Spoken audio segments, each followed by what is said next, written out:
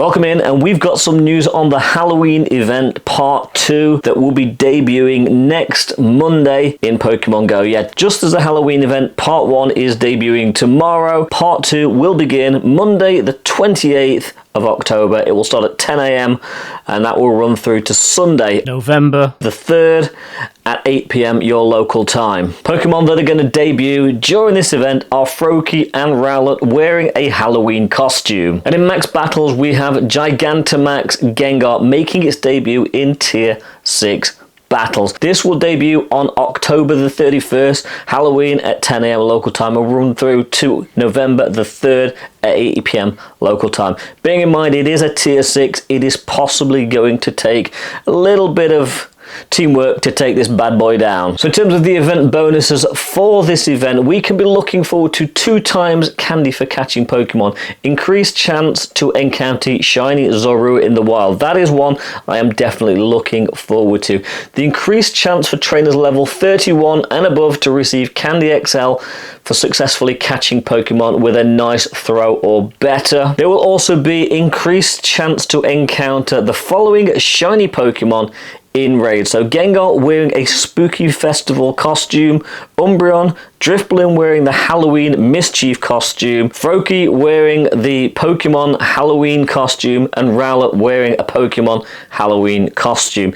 There's also an increased chance to hatch the following shiny Pokemon from eggs. So we have Vulpix wearing the spooky festival costume, Pikachu wearing the witch hat, Rowlet and Froakie wearing the Pokemon Halloween costume. Wild encounters for this event will be as follows. So we have Vulpix wearing a spooky festival costume, Shuppet, Piplup wearing a Halloween mischief costume, Woobat, Zorua, which we already know will have an increased chance of being shiny in the wild, Froakie wearing a Pokemon Halloween costume, Inkay, Phantom, Pumpkaboo wearing a spooky festival costume, Rowlet wearing the Pokemon Halloween costume, and some trainers may even encounter the following, which will be the Pikachu wearing the witch hat. And in eggs for the Halloween event part 2, these will be 7-kilometer eggs.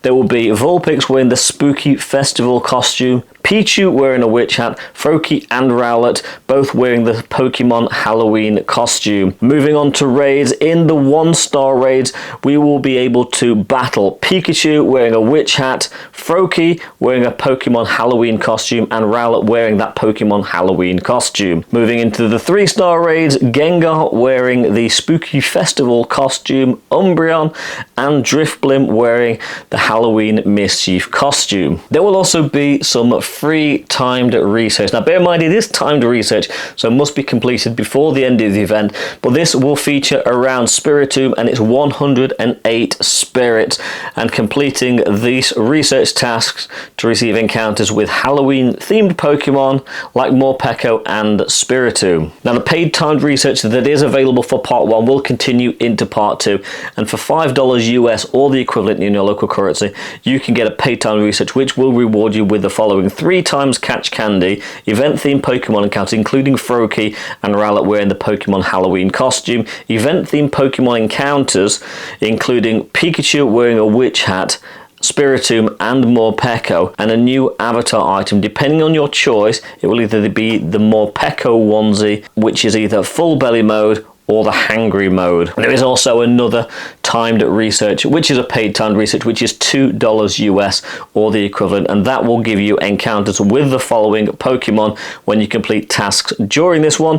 It will give you Pikachu wearing the witch hat, Vulpix wearing a spooky festival costume, Gengar wearing a spooky festival costume, Piplup wearing a Halloween mischief costume, Drifblim wearing a Halloween mischief costume, Froakie wearing the Pokemon Halloween costume, Pumpkaboo wearing a spooky festival costume, and Rowlet wearing the Pokemon Halloween costume. In terms of the field research task encounters for this one, there will be tasks that will reward the following: Pikachu wearing the witch hat, Vulpix wearing a spooky festival costume, Piplup wearing a Halloween mischief costume, Froakie and Rowlet wearing the Pokemon Halloween costume, and Morpeko. Some trainers may also encounter, and I've got a feeling these tasks might be fairly rare, Spiritomb that's the one a lot of people will definitely be chasing. There will also be some research tasks which will reward mega energy for Pokemon, and the megas that you'll be able to get energy for will be Gengar, Houndoom, Sableye, Banette,